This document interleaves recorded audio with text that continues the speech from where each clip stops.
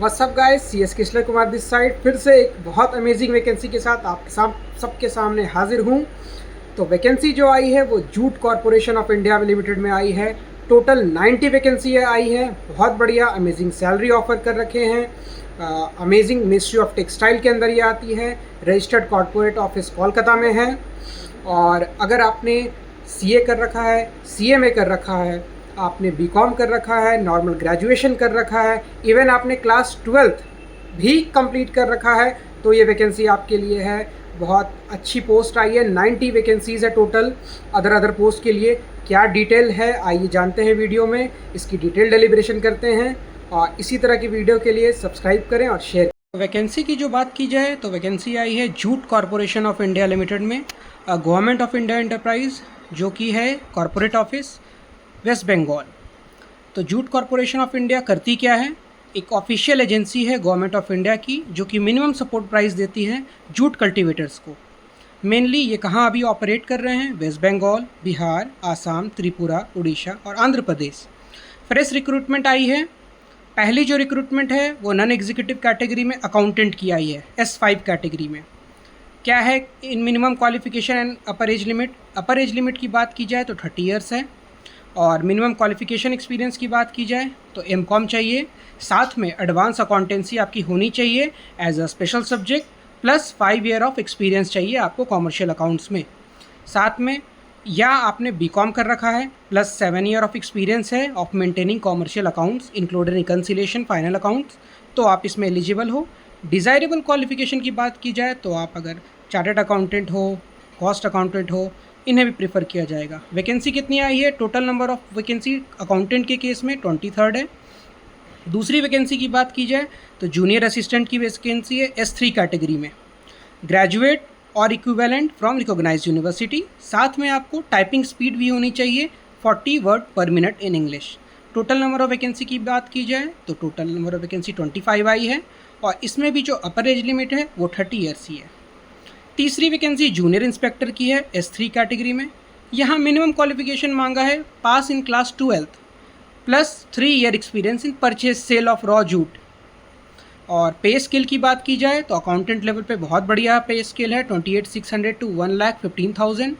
S3 category junior assistant के case में 21,500 to 86,000 per month.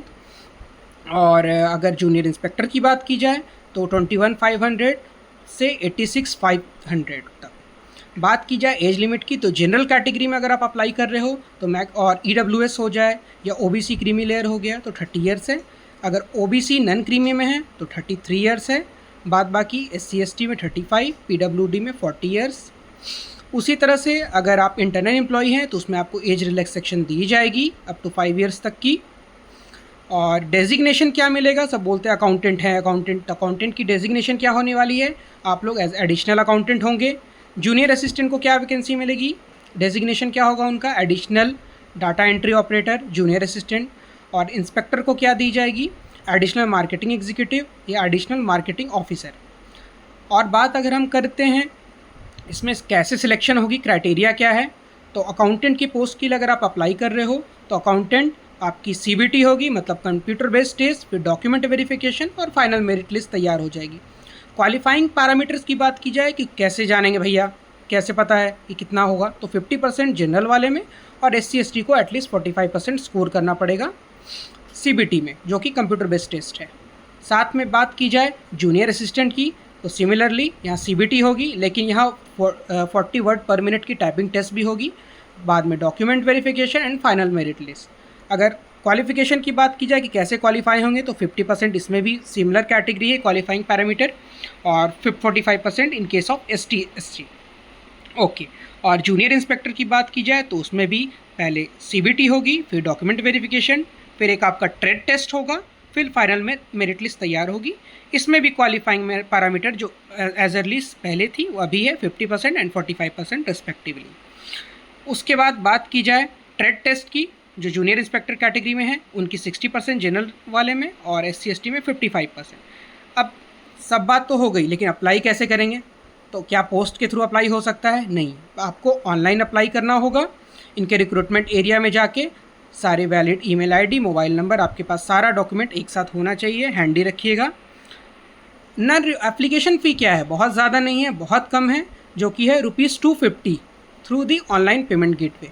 250 रुपये आप पे करेंगे और आप ऑनलाइन फॉर्म भर सकते हैं।